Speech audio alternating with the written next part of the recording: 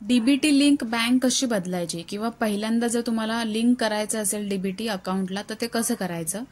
त्याच्यानंतर जर तुमच्या पहिल्या बँकेमध्ये तुमचं डीबीटी लिंक असेल पण ते आता इनॅक्टिव्ह असेल आणि तुम्हाला दुसरीकडे ते ऍक्टिव्ह करून घ्यायचं असेल म्हणजे दुसऱ्या बँकेमध्ये तुम्हाला चालू करायचं असेल तर ते कसं करायचं ते आपण या व्हिडिओमध्ये बघणार आहोत. गुगलवरती जायचं, UIDAI ही साईट आहे, त्याच्यावरती क्लिक करायचं. ह्या साईटची लिंक आहे ती पण मी व्हिडिओच्या डिस्क्रिप्शनमध्ये दिलेली आहे. त्याच्यानंतर लँग्वेज सिलेक्ट करून घ्यायची. या ठिकाणी बँक सीडिंग स्टेटस म्हणून ऑप्शन आहे, त्यावर तुम्हाला क्लिक करायचं आहे. त्याच्यानंतर क्लिक केल्यानंतर तुम्हाला या ठिकाणी तुमचं जे स्टेटस आहे ते दिसेल. त्याच्यानंतर तुम्हाला आधार नंबर टाकायचा आहे, कॅप्चा कोड आहे तो कॅप्चा कोड टाकून घ्यायचा आहे आणि लॉग इन विथ OTP त्यावरती क्लिक करायचं आहे. ते आधार नंबर फिल करून घेतो, कॅप्चा कोड टाकून घेतो. लॉग इन विथ OTP केल्यानंतर तुमच्या मोबाईलवरती एक OTP येईल, तो OTP या ठिकाणी टाकून घ्यायचा आणि लॉग इन करायचा आहे. आता लॉग इन केल्यानंतर तुम्हाला या ठिकाणी तुमचं स्टेटस दिसेल. ते बँकेचं नाव दिसतंय, तुमचा आधार नंबर दिसतोय आणि स्टेटस आहे ते इनॅक्टिव्ह दिसतंय, म्हणजेच ऍक्टिव्ह नाहीये. तुमचं जे डीबीटी लिंक आहे ते ह्या बँकेला नाहीये. काही जण त्या बँकेतून अकाउंट असतं पण ते त्यांनी क्लोज केलेलं असतं, तरी पण तीच बँक शो होत असते.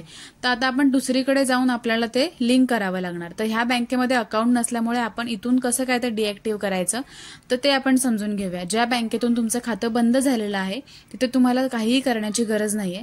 तुम्ही सगळ्यात दुसऱ्या बँकेमध्ये डायरेक्ट तुम्हाला लिंक करायचंय तर ते तुम्ही ऑनलाईन पद्धतीने आता घरी बसून सुद्धा करू शकता. तर या ठिकाणी आपण इनॅक्टिव्ह स्टेटस आहे तो आपल्याला ऍक्टिव्ह करायचा आहे, म्हणजे आपल्याला जो डीबीटी आहे तो लिंक करायचा आहे आपल्या अकाउंटला. त्यासाठी आपण NPCI ही साईट आहे ती गुगलवरती टाकायची, त्या साईटवरती जायचं. साईटवरती गेल्यानंतर तुम्हाला या ठिकाणी असं शो होईल, कन्झ्युमर म्हणून लिहिलेलं असेल.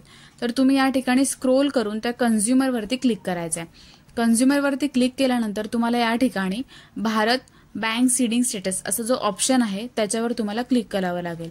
तर या ठिकाणी आपण क्लिक करून घेऊया.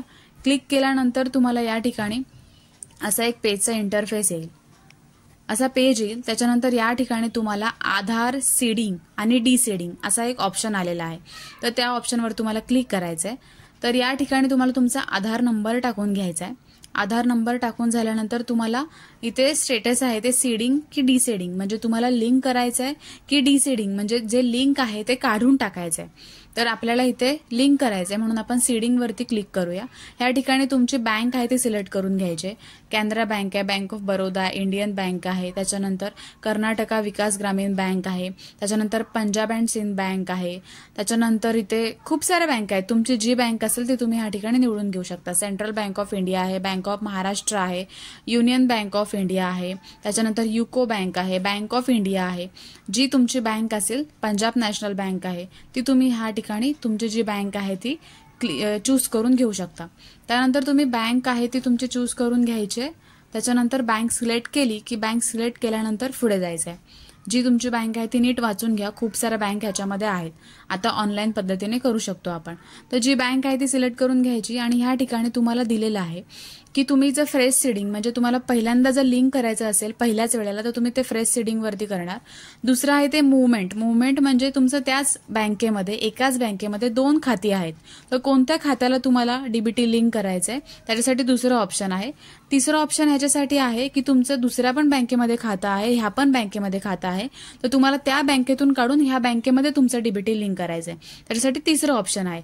फ्रेश सीडिंग असेल तर तुम्हाला पहिलं ऑप्शन निवडायचं आहे. त्याच्यानंतर तुमचं जे अकाउंट नंबर आहे ते टाकून घ्यायचं आहे आणि पुन्हा एकदा कन्फर्म अकाउंट नंबरच्या ह्याच्यामध्ये तुम्हाला ते अकाउंट नंबर पुन्हा एकदा टाकून घ्यायचा आहे. हा जो कन्सर्ट आहे त्याला क्लिक करायचं आहे. ते कॅप्चा कोड दिलेला आहे, तो कॅप्चा कोड बॉक्समध्ये लिहायचा आहे आणि सबमिटवरती क्लिक करायचं आहे. सबमिट झाल्यानंतर तुम्हाला एक OTP येईल तुमच्या मोबाईलवरती आणि कन्फर्मेशनसाठी ओके लिहून येईल.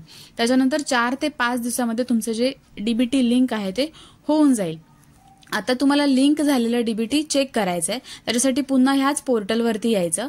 कन्झ्युमर म्हणून ऑप्शन आहे त्याच्यावरती क्लिक करायचं आपण मगाशी केल्याप्रमाणे. त्याच्यानंतर इथे लिहिलेलं आहे ते भारत सीडिंग बँक, त्याच्यावरती क्लिक करायचं. त्यावरती क्लिक केल्यानंतर इथे तिसरं ऑप्शन आहे आधार मॅप स्टेटस, त्याच्यावर तुम्हाला क्लिक करून घ्यायचं आहे आणि या ठिकाणी तुम्ही स्टेटस चेक करण्यासाठी तुम्हाला तुमचा आधार नंबर टाकून घ्यायचा आहे आणि कॅप्चा कोड टाकून घ्यायचा आहे। हे टाकून गेल्यानंतर चेक स्टेटसवरती क्लिक करायचं आहे। याप्रमाणे तुमचं 4 ते 5 दिवसामध्ये जे आहे डीबीटी लिंक होऊन जाईल। तर अशा पद्धतीने तुम्ही घरी बसल्या तुमचं जे ऑनलाईन डीबीटी लिंक करायचं काम आहे ते करू शकता किंवा बँक बदली करायची असेल तरी तुम्ही करू शकता। ज्यांच्यासाठी हा व्हिडिओ महत्त्वाचा आहे त्यांच्यासोबत शेअर करू शकता।